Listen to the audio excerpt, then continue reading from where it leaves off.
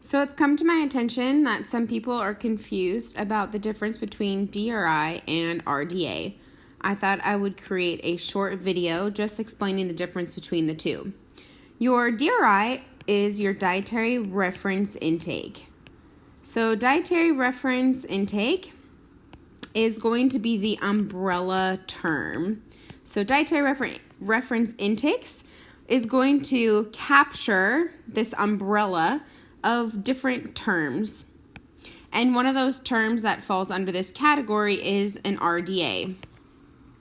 RDA is your recommended dietary allowance. I'm just going to abbreviate allowance to make it a little bit easier.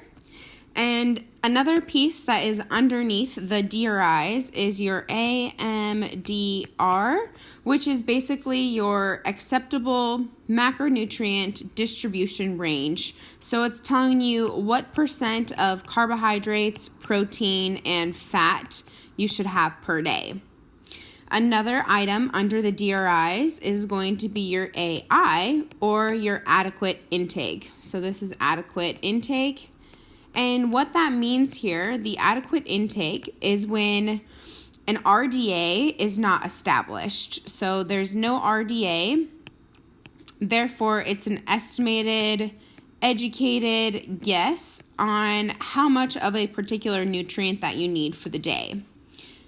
Where this RDA here is telling you, based off of so much research, it is going to be suitable for about 97% of the population, given the age, gender, and if they're pregnant or not pregnant, of the different nutrient needs per day.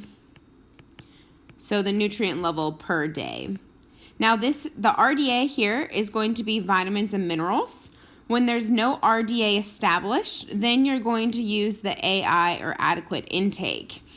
And then one other piece that is under the DRIs is telling you how much you need of the carbs, protein, and fat. One thing that's not super relevant for this particular project, it's called the UL, or upper limit. And this is basically telling you at what point does that vitamin or mineral become toxic. Now, you'll notice that the AMDR, the adequate intake, the RDA, and the upper limit, they're all terms that fall under this category of dietary reference intakes.